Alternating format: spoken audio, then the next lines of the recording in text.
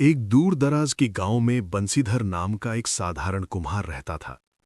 उसकी पत्नी माया, बेटा अमन और बेटी राधा चारों एक छोटे से कच्चे घर में रहते थे। बंसीधर रोज सुबह मिट्टी के घड़े बनाता और शाम को उन्हें हाट में बेचने जाता। कमाई बहुत ज्यादा नहीं होती थी, लेकिन घर किसी तरह चल जाता था। एक शाम माया ने कहा, इतनी मेहनत के बाद भी हमारे जीवन में कोई तरक्की नहीं हो रही। कब तक हम ऐसे ही तंगी में जिएंगे? बंसीधर मुस्कुराकर बोला, माया, मेहनत कभी बेकार नहीं जाती। जो मिलना होगा सही समय पर मिलेगा। अचानक बदला भाग्य। एक दिन बंसीधर जंगल से मिट्टी लेने गया। वहां उसे एक पुराना सूखा कुआं दिखा। जब उसने अंदर झांका तो नीचे से एक आवाज आई, कोई है, मुझे बाहर निकालो। डरते डरते बंसीधर ने रस्सी डाली।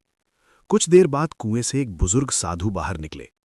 साधु ने कहा, तुमने निस्वार्थ भाव से मेरी मदद की है, मैं तुम्हें एक वरदान देता हूं।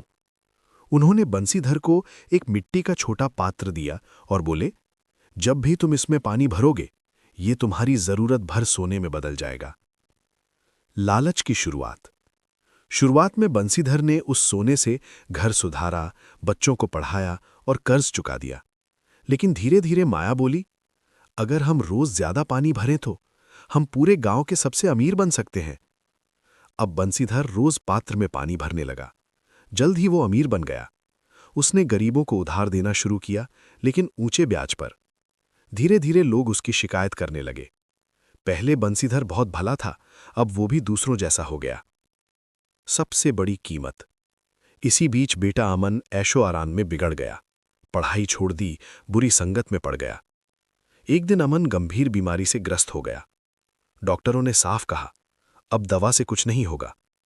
बंसीधर पहली बार टूट गया। उसने सोना सामने रखकर रोते हुए कहा, अगर ये सोना मेरे बेटे को नहीं बचा सकता तो इसका क्या मतलब? उसी रात वही साधु प्रकट हुए। असली सीख। साधु बोले, धन साधन है, लक्ष्य नहीं। तुम्हारी परीक्षा पूरी हुई। बंसीधर फूट फूट कर रो पड़ा, मुझे सब कुछ पहले जैसा चाहिए, मैं फिर से साधारण जीवन चाहता हूं।